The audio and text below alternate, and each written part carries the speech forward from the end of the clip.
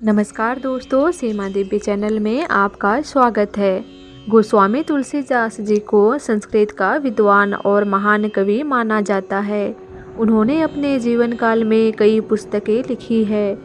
हमारे हिंदू धर्म का सबसे पवित्र ग्रंथ रामचरितमानस भी गोस्वामी तुलसीदास जी द्वारा ही लिखा गया है, जिसे पढ़कर आप अपने जीवन में आगे बढ़ने की प्रेरणा ले सकते हैं। तो आइए जानते हैं कि उनके जीवन के कुछ ऐसे ही अनमोल विचारों को जिसे हमें अपने जीवन में उतारना चाहिए।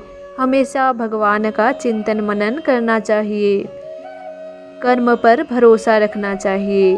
तुलसीदास जी कहते हैं कि ईश्वर ने इस संसार को कर्म प्रधान बना रखा है। जो मनुष्य जैसा कर्म करता है उसका फल भी उसे वैसा ही मिलता है। इसीलिए हमें अपने कर्म पर भरोसा रखना चाहिए। यदि हम अपने कर्म पर भरोसा रखेंगे तो यह ही हमें आगे बढ़ने को प्रेरित करेगा। नम्रता। तुलसीदास जी के अनुसार जैसे पौधे में फल लगने से पौधे झुक जाते हैं और वर्षा के आने के बाद बादल झुक जाता है, ठीक वैसे ही मनुष्य के पास धन या आ जाने पर उसके अंदर नम्रता का वास हो जाना चाहिए। दूसरों को सुख दे। तुलसीदास के अनुसार सही मनुष्य वही होता है जो खुद पर परेशानी सहकर भी दूसरों को सुख देता है। जैसे वृक्ष खुद ताप सहकर दूसरों को छांव देता है। कद से ज़्यादा पाँव नहीं फैलाना चाहिए। तुलसीदास जी कहते हैं कि हमें अपने कद से ज़्यादा पाँव नहीं फैलाना चाहिए। तुलसीदास जी कहते हैं हमें अपने कद से ज़्यादा पाँव नहीं फैलाना चाहिए। वही सपना देखो जिसे पूरा कर सको, वरना उलझने कभी खत्म ही नहीं होगी। इसी के साथ मैं आप लोगों को एक छोटी सी लघु कथा सुनाने जा रही हूँ। कृपया मेरी वीडियो को अंत तक देखें और सीमा देवी चैनल को सब्सक्राइब भी करें, जिससे मेरी हर एक वीडियो की नोटिफिकेशन आप तक जल्दी पहुँचेगी। बड़ा कौन। भूख, नींद, प्यास और आशा 4 बहनें थीं। एक बार उनमें लड़ाई हो गई। लड़ती झगड़ती वे राजा के पास पहुंची। एक ने कहा मैं बड़ी हूँ, दूसरी ने कहा मैं बड़ी हूँ, तीसरी ने कहा मैं बड़ी हूँ और चौथी ने भी कहा कि मैं बड़ी हूँ।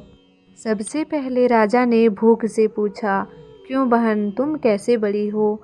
भूख बोली, मैं इसीलिए बड़ी हूँ क्योंकि मेरे कारण ही घर में चूल्हे जलते हैं, 5 पकवान बनते हैं और वे जब मुझे थाल सजा कर देते हैं तब मैं खाती हूँ, नहीं तो मैं खाऊं भी नहीं। राजा ने अपने कर्मचारियों से कहा, जाओ राज्य भर में मुनादी करा दो कि कोई अपने घर में चूल्हे ना जलाएं, 5 पकवान ना बनाएं, थाल ना सजाएं। भूख लगेगी तो भूख जाएगी कहाँ? सारा दिन बीता, आधी रात बीती, भूख को भूख लगी। उसने कहा, यहाँ खोजा वहाँ खोजा, लेकिन खाने को नहीं मिला। लाचार होकर वह घर में पड़े बासी टुकड़े खाने लगी।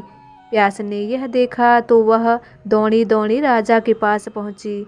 बोली, राजा राजा, भूख हार गई, वह तो बासी टुकड़े खा रही है, देखिए बड़ी तो मैं हूँ। राजा ने पूछा, तुम कैसी बड़ी हो? प्यास बोली, मैं बड़ी हूँ क्योंकि मेरे कारण ही लोग कुएं तालाब बनाते हैं, बढ़िया बर्तनों में पानी भर कर रखते हैं और वे जब मुझे गिलास भर के देते हैं तब मैं उसे पीती हूँ, नहीं तो मैं पीऊँ ही नहीं। राजा ने अपने कर्मचारियों से कहा, जाओ राज्य में मुनादी करा दो कि कोई भी अपने घर में पानी भर कर ना रखे, किसी का गिलास पानी भर कर ना दें, कुएं तालाबों पर पहरा बिठा दो। प्यास को प्यास लगेगी तो जाएगी कहाँ? सारा दिन बीता, आधी रात बीती, प्यास को प्यास लगने लगी। वह यहाँ दौड़ी वहाँ दौड़ी, लेकिन उसे पानी की एक बूंद भी ना मिली। लाचार होकर वह डबरे पर झुककर पानी पीने लगी। नींद ने देखा तो वह दौड़ी दौड़ी राजा के पास पहुँची। बोली, राजा राजा, प्यास हार गई, वह तो डबरे का पानी पी रही है, सच में बड़ी तो मैं हूँ। राजा ने पूछा, तुम कैसे बड़ी हो? नींद बोली, मैं ऐसे बड़ी हूँ कि लोग मेरे लिए पलंग बिछवाते हैं, उन पर बिस्तर डलवाते हैं और जब मुझे बिस्तर बिछाकर देते हैं तब मैं सोती हूँ, नहीं तो मैं सोऊं ही नहीं। राजा ने अपने कर्मचारियों से कहा, जाओ राज्य भर में यह मुनादी करा दो कि कोई पलंग ना बिछाए, उस पर गद्दे ना डलवाएं और ना ही बिस्तर बिछा कर रखे। नींद को नींद आएगी तो वह जाएगी कहाँ। सारा दिन बीता, आधी रात बीती, नींद को नींद आने लगी तो उसने यहाँ वहाँ ढूंढा, लेकिन बिस्तर कहीं नहीं मिला। लाचार होकर वह उबड़ खाबड़ धरती पर सो गई। आशा ने देखा तो वह दौड़ी दौड़ी राजा के पास पहुंची। बोली, राजा राजा, नींद हार गई, वह तो उबड़ खाबड़ धरती पर सोई है। वास्तव में भूख, प्यास और नींद, इन तीनों में से मैं ही बड़ी हूँ। राजा ने पूछा, तुम कैसे बड़ी हो?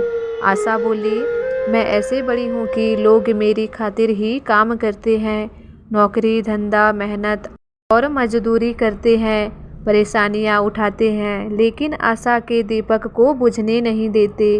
राजा ने फिर अपने कर्मचारियों से कहा, जाओ राज्य में मुनादी करा दो कि कोई काम ना करे, नौकरी ना करे, धंधा मेहनत और मजदूरी ना करें और आशा का दीप ना जलाएं। आशा को आशा जागेगी तो वह जाएगी कहाँ।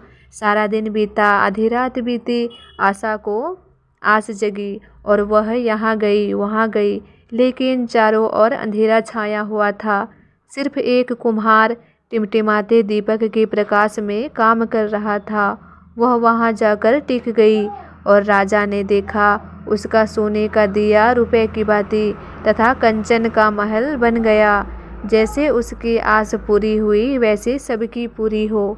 तो दोस्तों, मेरी यह वीडियो कैसी लगी कमेंट में ज़रूर बताना और मेरे चैनल में नए हो तो सब्सक्राइब करना, मेरी वीडियो को लाइक करना।